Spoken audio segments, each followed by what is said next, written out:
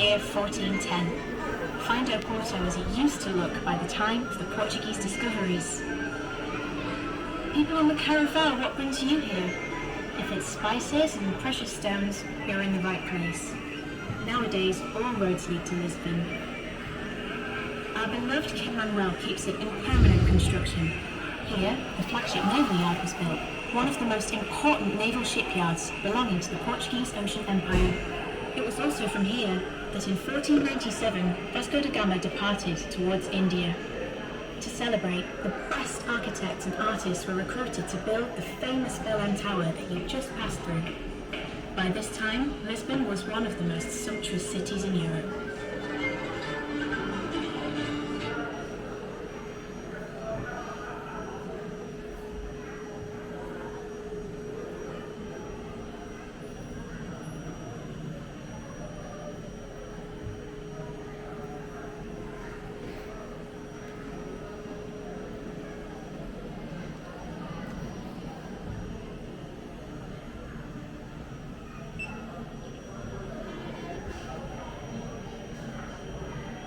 Today is August 21st, 1415.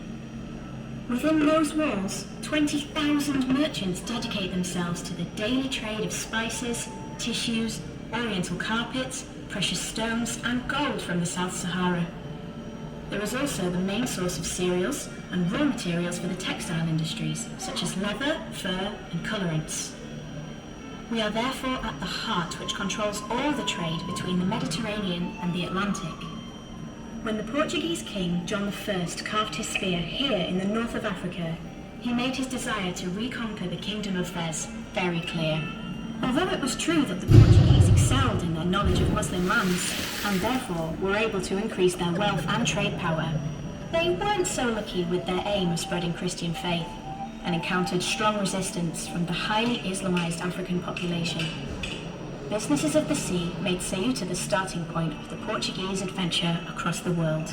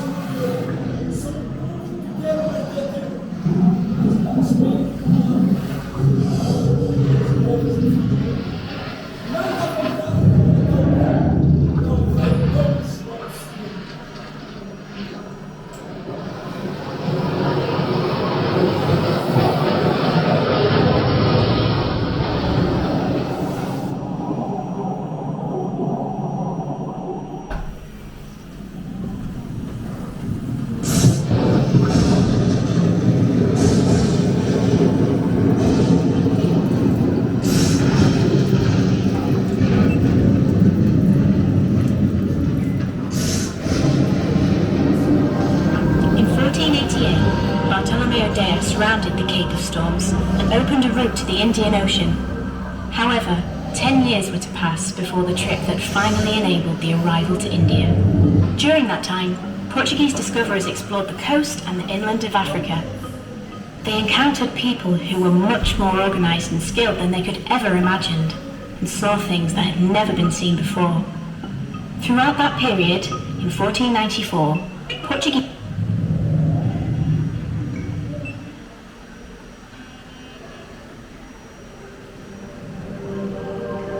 In 1488, Bartolomeo Dias rounded the Cape of Storms and opened a route to the Indian Ocean.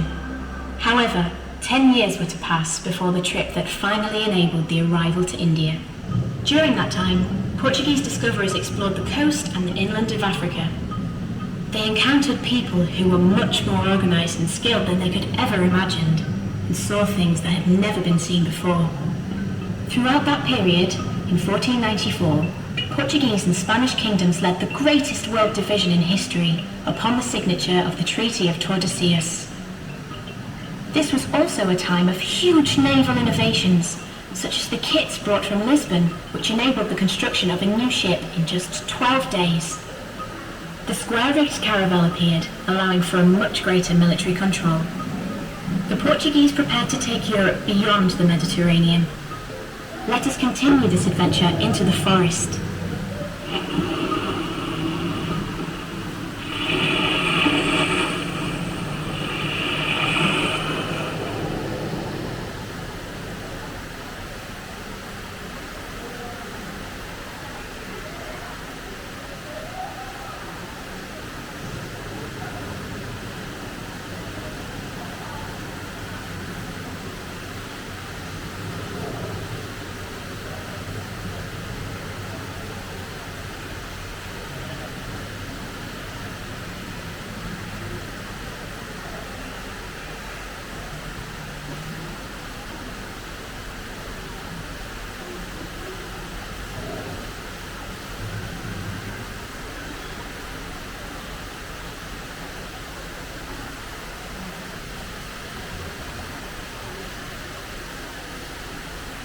You want to take it? Take it. I'm trying to take a picture. Oh, I thought you were trying to take a picture of us. You got me off guard when I was doing something.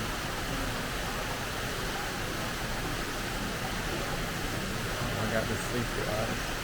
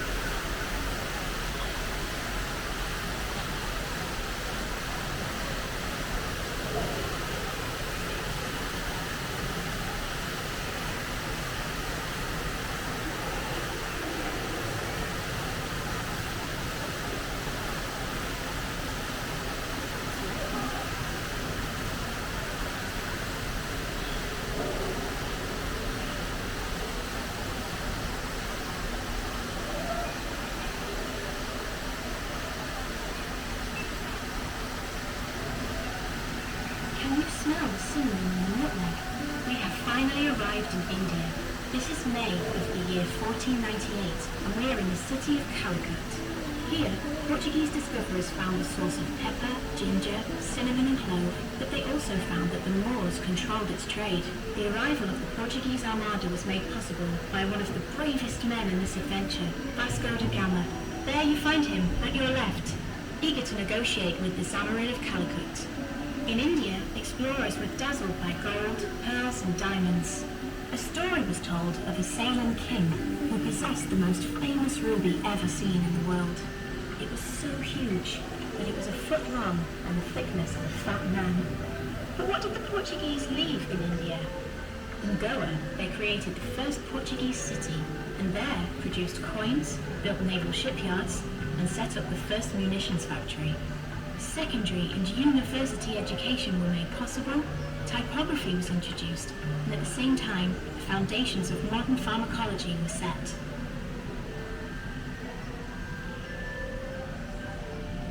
Kalpataru is a magic tree that, according to Indian beliefs, grants all wishes. Dare to flip a coin and make your wish. Flip a coin and make a wish.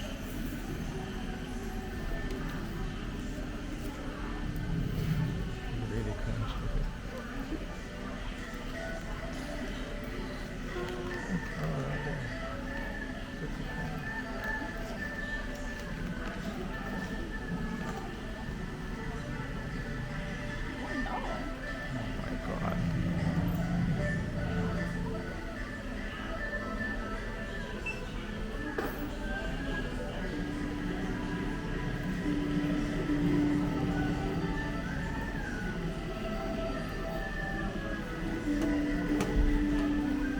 It was in 1515 that the Portuguese arrived in Timor, originally called Timor, which means east.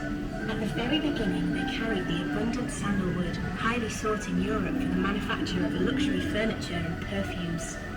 In the 17th century, after losing the Moluccas and the Malacca and expelled by the Dutch from the Sulawesi island, Portuguese explorers returned to Timor and found a Portuguese community. Timor then became the basis of their activities. The first contacts with China were not successful. For some time, Portuguese discoverers were forced to smuggle valuable Chinese porcelains and silks from Malacca. But the time came when they were able to take advantage of the unfriendly relationship between Japan and China by offering their services as intermediaries. The demand for Chinese silk was so high and the potential for trade was so strong that the mandarins did not hesitate to establish commercial agreements with the Portuguese. Trade with Japan then became protected by well-equipped government ships, and maritime piracy almost disappeared. As a reward, by 1553 the Portuguese kingdom was granted the everlasting lease of Macau. Through Macau, new goods were introduced in China. Portuguese traditional samosas led to the Chinese pancake. They also introduced sweet potato in the Chinese metropolis, which became the main food in the Guangdong province. From China, the Portuguese brought tea, which was later introduced in England by Catherine of Braganza when she married Charles II.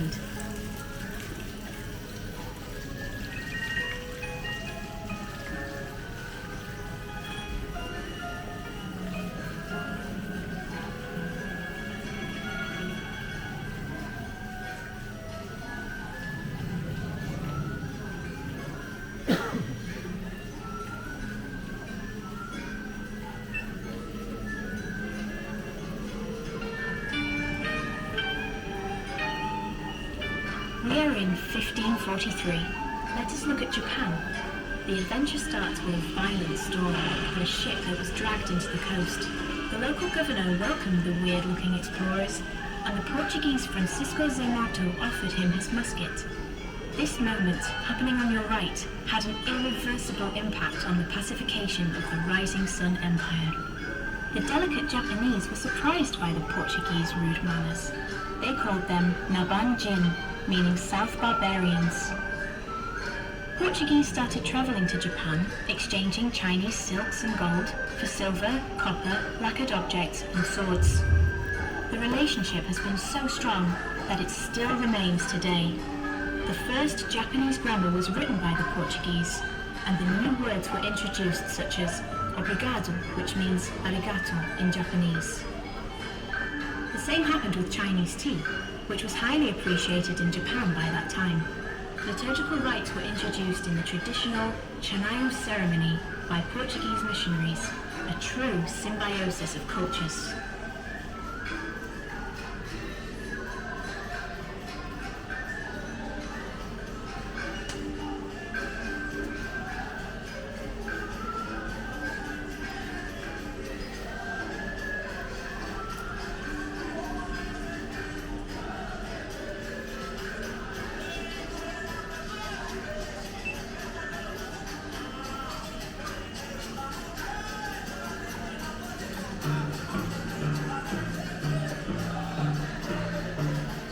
In April 1500, the Armada headed by Pedro Álvares Cabral found the land of Veracruz. Pero Vaz da Coruña registered that amazing moment when two strange worlds communicated for the first time. They are brown-skinned, of quite a reddish complexion, with handsome faces and noses. They stand naked, with no clothing. No resistance was offered, and they presented us with ivory, precious stones and gold. Not even the Catholic liturgical rites scared them. Soon, this land became known as Brazil, since there were many trees with reddish-brown trunk that seemed to be burning. In Portuguese, this is described by the word brasa, which means on fire. With all the attention focused on India, it was only after 1534 that King John III started to pay attention to the settlement in the Brazilian territory and to the development of sugar and mining industries. Sugarcane was grown and sugar mills were built in all captainships, from São Vicente to Pernambuco. But let us go back to the letter sent to the King of Portugal, and to the true intention of the Portuguese adventure in these lands, the search for gold and other mineral wealth. For many years, expeditions were sent into the woods